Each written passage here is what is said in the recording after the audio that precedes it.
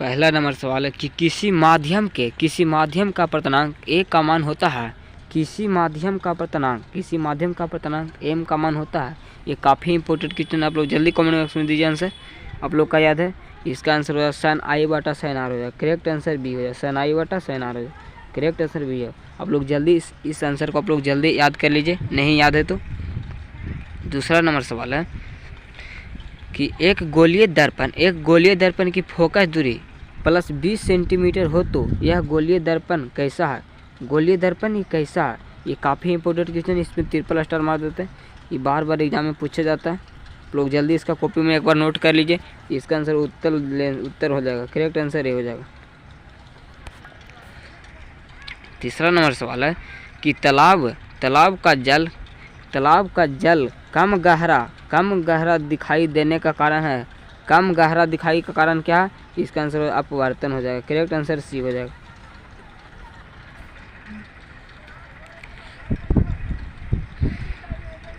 Fourth number सवाल है कि अवतल दर्पण की फोकस दूरी होती है। अवतल दर्पण की फोकस दूरी है, आप लोग का अभी तक कुछ भी नहीं याद है तो अभी से आप लोग याद करना शुरू कर दीजिए। अभी से भी आप लोग 450 नंबर ला सकते हैं। 450 नंबर आप लोग प्लस स्कोर कर सकते हैं। बस आप लोग इतना आप लोग याद कर लीजिए, इससे बाहर एक भी सवाल नहीं पूछा जाएगा दोस्तों। ये काफ़ी इंपॉर्टेंट क्वेश्चन है। अवतल दर्पण की फोकस दूरी होती है। अवतल दर्पण की फोकस दूरी क्या होती है, इसका आंसर आप लोग जल्दी कमेंट में दीजिए। अवतल दर्पण की फोकस दूरी क्या होती है, ऋणात्मक होती है। करेक्ट आंसर ये हो जाएगा। और उत्तल का पूछेगा तो धनात्मक हो जाएगा। आप लोग इसका भी आप लोग याद रखिएगा, उत्तल पूछेगा धनात्मक मारना। पाँचवा नंबर सवाल है कि इलेक्ट्रिक हीटर की कुंडली बनाने में किस पदार्थ का प्रयोग किया जाता है। किस पदार्थ का प्रयोग किया जाता है, ये काफ़ी इंपॉर्टेंट क्वेश्चन है कि इलेक्ट्रिक हीटर की कुंडली बनाने में किस पदार्थ का उपयोग किया जाता है। इसका आंसर नाइक्रोम का उपयोग किया जाता है।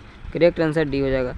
और अभी तक आप लोग दोस्तों में नहीं शेयर किया है तो आप लोग जल्दी एक बार शेयर कीजिए। आप लोग जल्दी सेंड कीजिए, एक बार दोस्तों में जल्दी आप लोग सेंड कर दीजिए। एक यूनिट विद्युत ऊर्जा का मान है। एक यूनिट विद्युत ऊर्जा का मान क्या होता है, इसका आंसर आप लोग जल्दी कौन हो दीजिए। इसका आंसर 3.6 गुने 10⁻⁶ जूल हो जाएगा।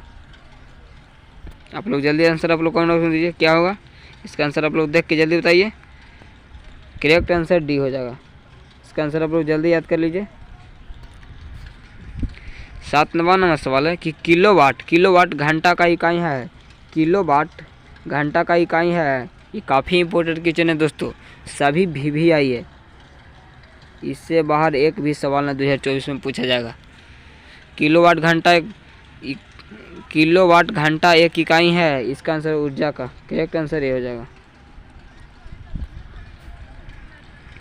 8वां नंबर सवाल है कि फ्यूज विद्युत धारा के किस सिद्धांत पर कार्य करता है।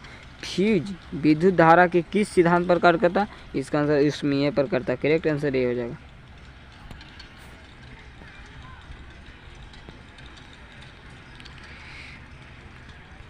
वोल्ट मीटर को विद्युत परिपथ में क्रम में कैसे जोड़ा जाता है। क्रम में जोड़ा जाता है, विद्युत परिपथ कैसे जोड़ा जाता है, इसका आंसर आप लोग जल्दी कमेंट में दीजिए कि वोल्ट मीटर को विद्युत परिपथ में किस क्रम में जोड़ा जाता है। इसका आंसर समांतर क्रम में जोड़ा जाता है। करेक्ट आंसर बी हो जाएगा।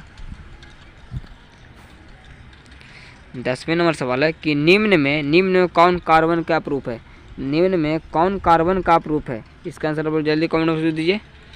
इसका आंसर होगा ग्रेफाइट हो जाएगा, हीरा हो जाएगा, फुलेरिन हो जाएगा, इनमें से सभी। करेक्ट आंसर इनमें से सभी हो जाएगा। आप लोग जल्दी इसका आंसर आप लोग जल्दी याद कर लीजिए।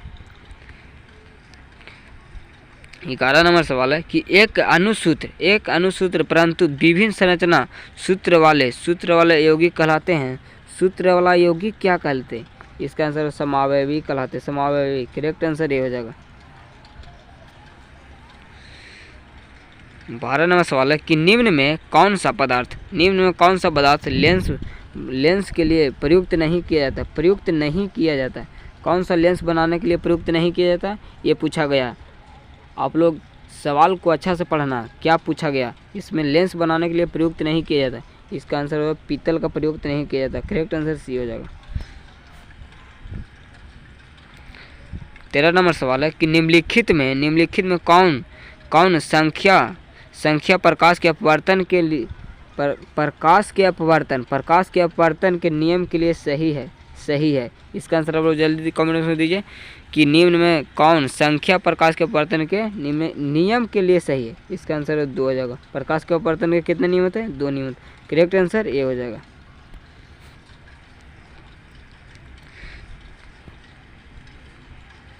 चौदह नंबर सवाल है किसी वस्तु का प्रतिबिंब आँख के जिस भाग पर बनता हुआ कहलाता है वह क्या कहलाता है? इसका आंसर आप लोग जल्दी कमेंट में दीजिए। इसका आंसर रेटिना हो जाएगा। करेक्ट आंसर बी हो जाएगा।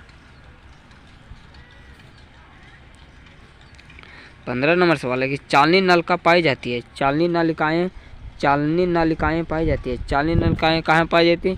इसका आंसर फ्लोएम में पाई जाती है। करेक्ट आंसर सी हो जाएगा।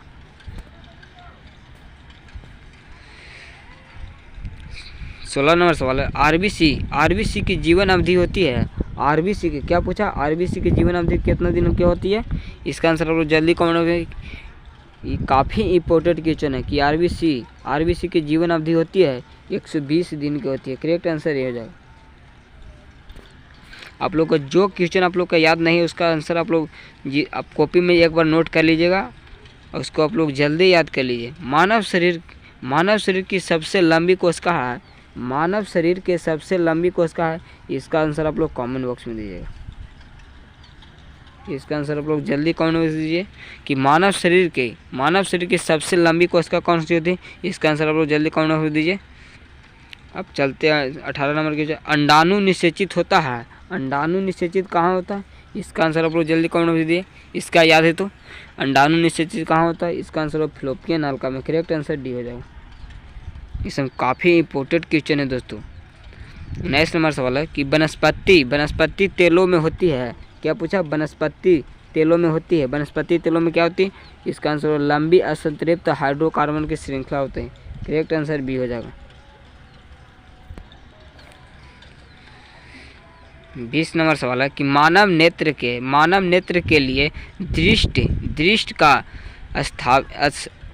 स्थापित होता है। स्थापित क्या होता है?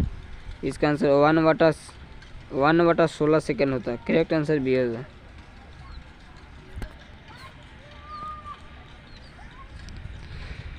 उत्तल दर्पण से बना काल्पनिक प्रतिबिंब होता है। उत्तल दर्पण से बना काल्पनिक प्रतिबिंब क्या होता है?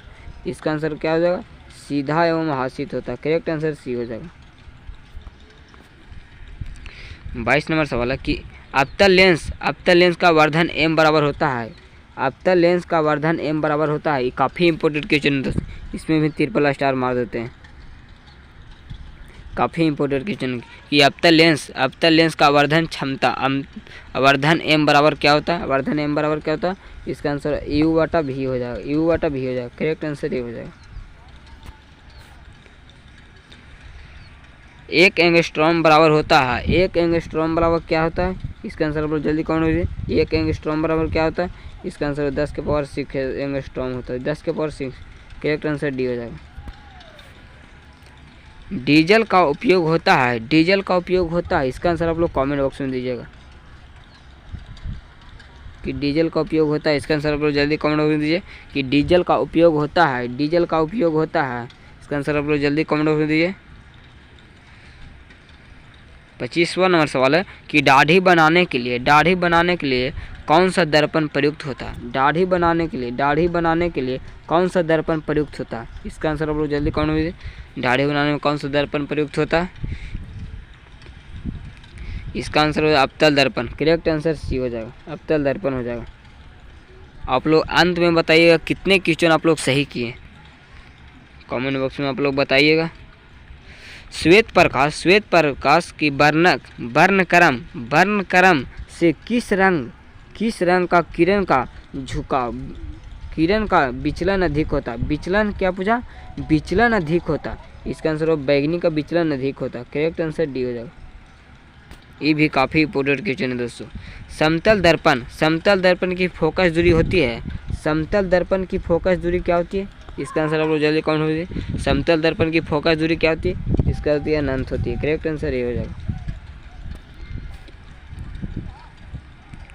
28 नंबर सवाल है कि अवतल दर्पण के सामने वस्तु को रखा जाए ताकि प्रतिबिंब उल्टा अवास्तविक और समान आकार का बने। इसका क्या हो जाएगा आंसर? आप लोग जल्दी कौन हो दीजिए। इसका आंसर क्या हो जाएगा?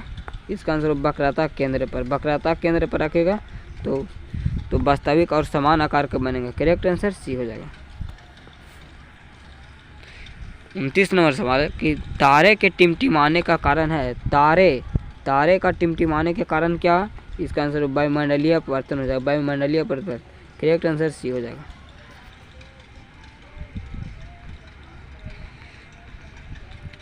30 नंबर सवाल है कि अम्ल और क्षार आपस में अभिक्रिया कर बनाते हैं।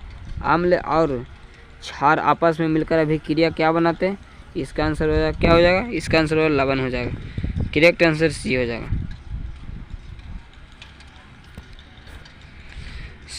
श्वसन का अंतिम उत्पाद है। श्वसन का अंतिम उत्पाद क्या होता है?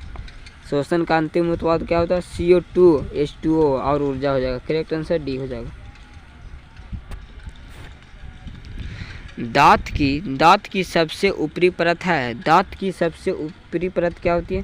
सबसे ऊपरी परत पूछा तो इसका आंसर इनेमल होता है, सबसे कठोर होता है। करेक्ट आंसर बी हो जाएगा। मानव आहार का सबसे लंबा भाग है। मानव आहार का सबसे लंबा भाग क्या होना? मानव आहार का सबसे लंबा भाग पूछा। सबसे लंबा भाग क्या होता है? इसका आंसर आप लोग देख के आप लोग कमेंट बॉक्स में बताइए कि मानव आहार का सबसे लंबा भाग कौन सा होता है। इसका आंसर छोटी आंत हो जाएगा। ये काफ़ी इंपॉर्टेंट क्वेश्चन है दोस्तों, इसमें भी ट्रिपल स्टार मार देते हैं लोग। इसका आप लोग जल्दी याद कर लीजिए, नहीं याद है तो 34 नंबर सवाल है कि परागन निम्न में से किसके अंदर बनते हैं? परागकण निम्न में से किसके अंदर बनते हैं? इसका आंसर पराग कोश में बनते हैं। करेक्ट आंसर ये हो जाएगा। तो आप लोग जल्दी कमेंट बॉक्स में बताइए कि कितने क्वेश्चन आप लोग सही किए।